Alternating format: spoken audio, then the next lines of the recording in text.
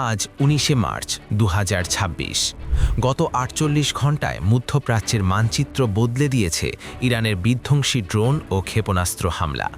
Larijani হত্যার ঠিক দুদিনের মাথায় গতকাল ১৮ই মার্চ বুধবার ইসরায়েলের ১০০টিরও বেশি সামরিক স্থাপনায় আঘাত হেনেছে আইআরজিসি। এটি কোনো সাধারণ হামলা নয়, এটি জায়নবাদী ও মার্কিন সাম্রাজ্যবাদের দম্ভ চূর্ণ করার এক চূড়ান্ত মহড়া। শোককে শক্তিতে পরিণত করে নিজেদের শীর্ষ নিরাপত্তা কর্মকর্তা ডক্টর আলী লারিজানিকে হত্যার চূড়ান্ত প্রতিশোধ নিল ইসলামী প্রজাতন্ত্র ইরান। গত ২৮ ফেব্রুয়ারি থেকে শুরু হওয়া আগ্রাসনের জবাবে ইহুদিবাদী ভূখণ্ডের হৃৎপিণ্ডে অবস্থিত ১০০টিরও বেশি সামরিক ও কৌশলগত স্থাপনায় একসাথে আঘাত হেনেছে ইরানের বিপ্লবী গার্ড বাহিনী বা আইআরজিসি। ওয়াশিংটন ও তেল আবিবের সমস্ত হিসাব নিকাশ পাল্টে দিয়ে তেহরান প্রমাণ করল নেতাদের হত্যা করে ইরানকে দুর্বল করার নীল নকশা আবারও ব্যর্থ হয়েছে। আজকের বিশ্লেষণে আমরা দেখব কিভাবে অপারেশন ট্রু প্রমিস 4 এর মাধ্যমে ইরান তার সক্ষমতার নতুন প্রমাণ দিল এবং কেন পশ্চিমাদের সমস্ত প্রতিরক্ষা ব্যবস্থা তাসের ঘরের মতো ভেঙে পড়ল। ঘটনার সূত্রপাত গত সোমবার ১৬ মার্চ। যুদ্ধের ১৭তম দিনে গণহত্যাকারী ইসরায়েল ও তাদের দোসর যুক্তরাষ্ট্রের যৌথ বিমান হামলায় শহীদ হন ইরানের সুপ্রিম ন্যাশনাল সিকিউরিটি কাউন্সিলের সাবেক সচিব ও প্রভাবশালী ব্যক্তিত্ব ডক্টর আলী লারিজানি। লারিজানি শুধুমাত্র একজন নিরাপত্তা কর্মকর্তাই ছিলেন না, তিনি ছিলেন ইরানের রাজনৈতিক কাঠামোর অন্যতম বুদ্ধিবৃত্তিক স্তম্ভ। গত ২৮ ফেব্রুয়ারি থেকে শুরু হওয়া যুক্তরাষ্ট্র ও ইসরায়েলের বিরুদ্ধে যে উস্কানিহীন ও ব্যাপক সামরিক আগ্রাসন শুরু করেছে তার মূল লক্ষ্যই ছিল ইরানের শীর্ষ নেতৃত্বকে নিশ্চিহ্ন করে দেওয়া। Ayatollah Syed Ali Khamenei, Ismail খতিব, গোলাম রেজা সোলেমানি এবং সর্বশেষ আলী লারিজানির মতো একের পর এক নেতাকে টার্গেট করে পশ্চিমারা ভেবেছিল ইরান নেতৃত্বহীন হয়ে পড়বে, তাদের প্রতিরোধ ব্যবস্থা ভেঙে পড়বে। কিন্তু ইতিহাস সাক্ষ্য দেয় ইরান এমন এক জাতি যারা শহীদদের রক্ত থেকে আরও শক্তিশালী হয়ে জেগে ওঠে। লারিজানির হত্যাকাণ্ড ইরানিদের দুর্বল করেনি, বরং তাদের জাতীয় জাগরণ এবং প্রতিশোধের সংকল্পকে আরও দৃঢ় করেছে। আর সেই সংকল্পের বাস্তব রূপ দেখা গেল বুধবার ১৮ মার্চ। আইআরজিসি তাদের চলমান প্রতিশোধমূলক অভিযান অপারেশন ট্রু প্রমিস 4 এর ৬১তম ধাপে ইহুদিবাদী ভূখণ্ড লক্ষ্য করে এক ঝাঁক অত্যাধুনিক ড্রোন ও ক্ষেপণাস্ত্র নিক্ষেপ করে।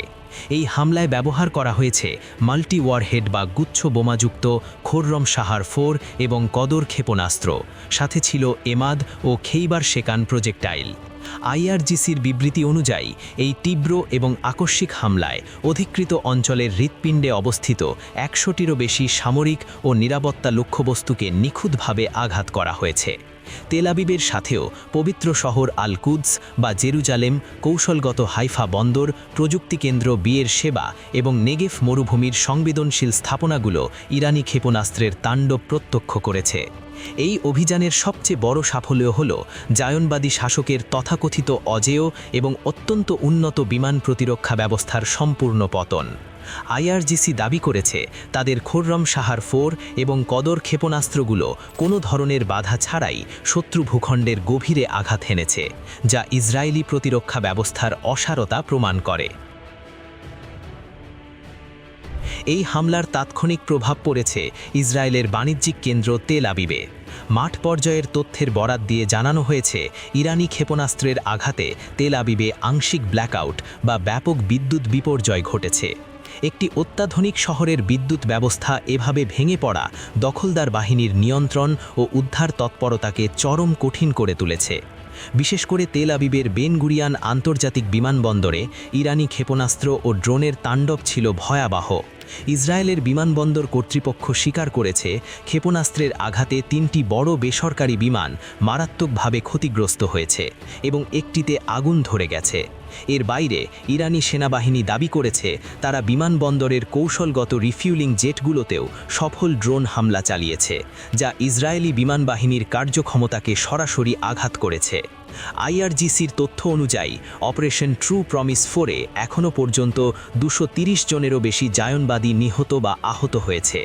শুধুমাত্র তেল আবিবেই ক্লাস্টার বোমা হামলায় ২ জন নিহত হয়েছে, যা এই যুদ্ধের মানবিক মূল্য ইসরায়েলিদের বুঝিয়ে দিচ্ছে। ইরানি প্রতিশোধ শুধুমাত্র ইসরায়েল ভূখণ্ডেই সীমাবদ্ধ ছিল না, আগ্রাসনে সহায়তাকারী আঞ্চলিক মার্কিন ভাতিগুলো তীব্র হামলার মুখে পড়েছে বলে খবর পাওয়া গেছে। কাতার, বাহরাইন, সংযুক্ত আরব আমিরাত, কুয়েত এবং সৌদি আরবে অবস্থিত মার্কিন সামরিক স্থাপনাগুলোতেও ইরানি ক্ষেপণাস্ত্র আঘাত হেনেছে বলে জানা গেছে। এটি পুরো অঞ্চলের জন্য ওয়াশিংটনের কাছে একটা পরিষ্কার বার্তা। এই উত্তেজনার মধ্যেই ইরানের নতুন সর্বোচ্চ নেতা মুজতবা খামেনি একটি ঐতিহাসিক অবস্থান নিয়েছেন। তিনি যুক্তরাষ্ট্রের পক্ষ থেকে আসা উত্তেজনা কমানো বা যুদ্ধবিরতির প্রস্তাব সরাসরি প্রত্যাখ্যান করেছেন। তিনি স্পষ্ট জানিয়ে দিয়েছেন, যতক্ষণ না যুক্তরাষ্ট্র ও ইসরায়েলকে হাঁটু গাড়াতে বলা হচ্ছে, তারা পরাজয় স্বীকার করছে এবং ক্ষতিপূরণ দিচ্ছে, ততক্ষণ শান্তির সঠিক সময় আসবে না। লারিজানির খুনিদের চরম মূল্য দিতে হবে বলে তার হুঙ্কার ইরানের পরবর্তী কৌশলের ইঙ্গিত দেয়। বিশ্ব নেতারা এখন উৎকণ্ঠায়। ইরানের পররাষ্ট্রমন্ত্রী সতর্ক করেছেন, এই যুদ্ধের কৌশলিক প্রভাব এখনও কেবল শুরু। হরমুজ প্রণালী প্রায় বন্ধ হয়ে যাওয়ায় বিশ্ববাজারে তেলের দাম ব্যারেলে $100 পৌঁছেছে। যুক্তরাষ্ট্র ইরানের উপকূলে বোমা বর্ষণ করে পরিস্থিতি নিয়ন্ত্রণের চেষ্টা করলেও তেহরানের প্রতিশোধের স্পৃহা কমানো যায়নি। যুক্তরাষ্ট্র ও ইসরায়েল ভেবেছিল নেতৃত্বকে হত্যা করে ইরানকে দুর্বল করবে, কিন্তু আজকের হামলা প্রমাণ করল ইরান দুর্বল হওয়া তো দূরের কথা, বরং প্রতিটি আঘাতের পর আরও শক্তিশালী হয়ে ফিরে আসছে। এই সংঘাত মধ্যপ্রাচ্যকে কোন দিকে নিয়ে যায় সেটাই এখন দেখার বিষয়।